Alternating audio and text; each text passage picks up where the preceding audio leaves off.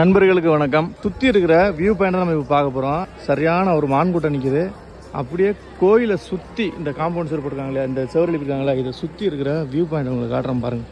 360 டிகிரியில் இந்த பந்திப்பூர் ஃபாரஸ்ட், இது இருக்கிற பந்திப்பூர் ஃபாரஸ்ட் 360 டிகிரியில் பந்திப்பூர் ஃபாரஸ்ட்டை என்ஜாய் பண்ணலாங்க.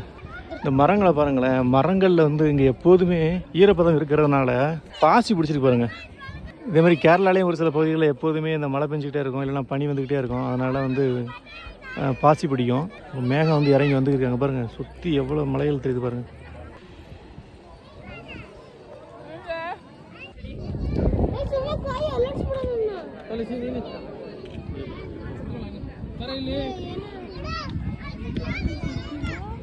ஃபுல்லாக புல்மேடு தான். இதுலேருந்து என்ன எப்போ கிளம்பும்னே தெரியாது.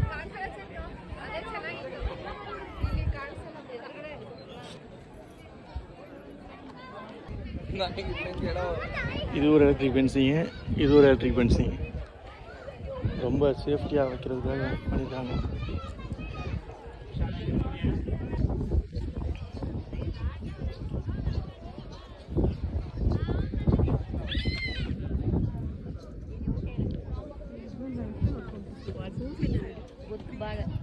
మేడం జట్లో పోయింది అంటే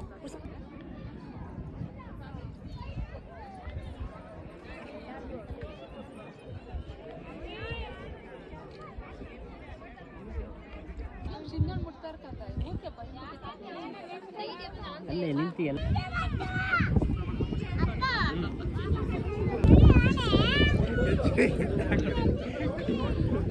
தரமா இருக்குங்க.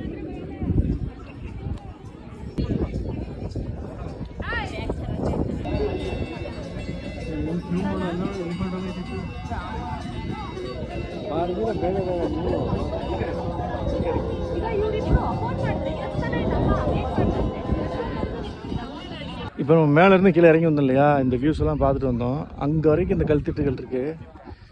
அங்கெல்லாம் அலௌடு இல்லை, ஃபுல்லாக ஃபென்சிங் போட்டாங்க. இப்போ இந்த யானைகள் சாயங்கால டைமில் வர இடம்னா இந்த இடங்கள் தான். இந்த இடங்கள் தான் இந்த மேடு இதெல்லாம் வரும்னு சொல்லி சொன்னாங்க. இந்த ஒரு மான் கூட்டம் ஒன்று நிற்கிது பாருங்களா.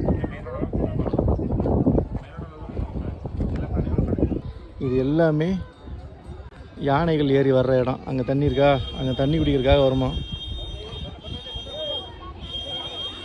மான் கூட்டம். அங்கே நிற்கிது பாருங்கள் ஒரு மான் கூட்டம். அது தெரியுதா, அங்கே நிற்கிது. நான் தாண்டி இங்கே வரவே இல்லை. அங்கேயும் ஒரு பில்டிங் இருக்குது, ஃபாரஸ்ட் பில்டிங்கா என்னன்னு தெரியல. கோபாலசுவாமி பெட்டா கோபாலசுவாமி கோவிலுக்கு வந்திருந்தீங்க அப்படின்னா மறக்காமல் கமெண்டில் சொல்லுங்கள்.